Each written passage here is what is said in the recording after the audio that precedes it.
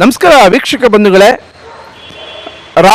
ಮುಜರಾಯಿ ಇಲಾಖೆಗೆ ಸೇರಿರುವಂಥ ರಾಯ ಸಮೂಹ ದೇವಾಲಯದ ಚೌಲ್ಟ್ರಿ ಹತ್ರ ಬಂದು ನಿಂತಿದ್ದೀವಿ.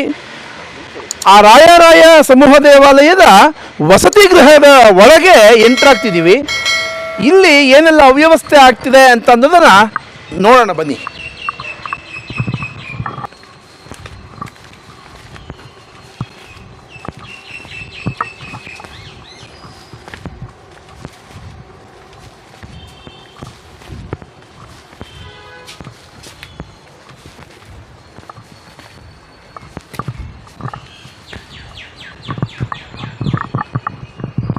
ನೋಡಿ, ಮಲ್ಲಮ್ಮ ಅನ್ನುವಂಥ ನೌಕರರು. ಆ ಮಲ್ಲಮ್ಮ ಅನ್ನೋರು ಇವತ್ತಿಗೂ ಕೂಡ ಜಾಗ ಬಿಟ್ಕೊಟ್ಟಿಲ್ಲ. ರಿಟೈರ್ಡ್ ಆಗಿ ಕೆಲವು ತಿಂಗಳುಗಳಾಗಿದೆ, ಆದರೂ ಕೂಡ ಜಾಗವನ್ನು ಬಿಟ್ಕೊಟ್ಟಿಲ್ಲ. ಬನ್ನಿ.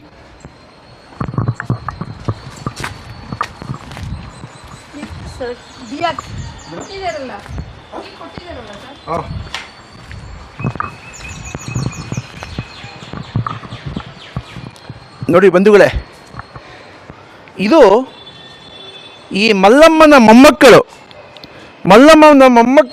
ಆ ಮಲ್ಲಮ್ಮನ ನಿವೃತ್ತಿ ಆದರೂ ಕೂಡ ಈ ಜಾಗವನ್ನು ಬಿಟ್ಕೊಟ್ಟಿಲ್ಲ, ಈ ಟೆಂಟು.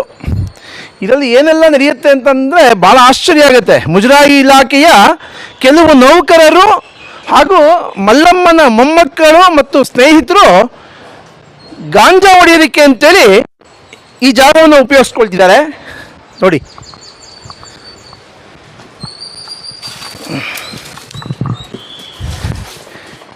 ಇದು ಜಾಗ ನೋಡಿ. ಇದೆಲ್ಲ ಇವತ್ತು ಕೂಡ ಉಪಯೋಗಿಸ್ಕೊಂಡಿರಂಗಿದ್ದಾರೆ. ಪಾಪ ಇನ್ನು ಬಾಟ್ಲುಗಳೆಲ್ಲ ಹೊರಗಡೆ ಹೋಗಿಲ್ಲ. ನೋಡಿ, ಗಾಂಜಾ ಪೇಪರ್ಗಳು ನೋಡಿ, ಇದೆಲ್ಲ ಇದೆ. ಬಾಟ್ಲುಗಳು ನೋಡಿ, ಮೊನ್ನೆ ಬಂದಾಗ ಒಂದಷ್ಟು ಇತ್ತು, ತಿರ್ಗಿ ಅದೆಲ್ಲ ತೆಗೆದಿದ್ದಾರೆ ಅನ್ಸುತ್ತೆ. ಮತ್ತೆ ತಿರ್ಗಿ ಇನ್ನೊಂದಷ್ಟು ಬಂದಿದೆ. ಇದು ಮುಜರಾಯಿ ಇಲಾಖೆಯ ಕೆಲವು ನೌಕರರು, ಮಲ್ಲಮ್ಮನ ಮೊಮ್ಮಕ್ಕಳು ಮತ್ತು ಸ್ನೇಹಿತರ ಭಾರಿ ದೊಡ್ಡ ಗಾಂಜಾ ಕೇಂದ್ರ. ಗಾಂಜಾ ಮತ್ತು ಸಾರಾಯಿ ಕುಡಿಯುವಂಥದ್ದು, ಈ ಥರದ್ದೆಲ್ಲ ಸಾಕಷ್ಟು ಅವ್ಯವಸ್ಥೆಗಳು ಮಾಡಿರ್ತಾರೆ. ನೀರೆಲ್ಲ ಫಸ್ಟ್ ಕ್ಲಾಸಾಗಿ ಅವ್ರಿಗೇನು ಹೆಂಗೆ ಬೇಕೋ ಎಲ್ಲ ವ್ಯವಸ್ಥೆ ಮಾಡ್ಕೊಂಡ್ಬಿಟ್ಟಿದ್ದಾರೆ. ಈ ಒಳ್ಳೆ ಬಚ್ಚಲಿದ್ದಂಗಿದೆ. ಕೆಲವು ಮನೆಗಳಲ್ಲಿ ಬಚ್ಚಲುಗಳಿದ್ದಂಗಿರುತ್ತೆ ನೋಡಿ. ಎಲ್ಲ ಥರದ್ದು ವ್ಯವಸ್ಥೆ ಮಾಡ್ಕೊಂಡಿದ್ದಾರೆ.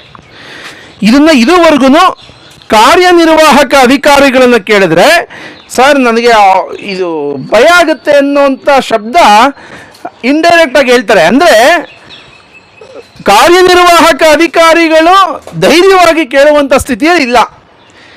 ಕಾರ್ಯನಿರ್ವಾಹಕ ಅಧಿಕಾರಿಗಳು ಕೇಳಿದರೆ ಅವ್ರಿಗೆ ಬೇರೆ ರೀತಿ ಟಾರ್ಚರ್ ಕೊಡ್ಬೋದೋ ಏನೋ ಗೊತ್ತಿಲ್ಲ.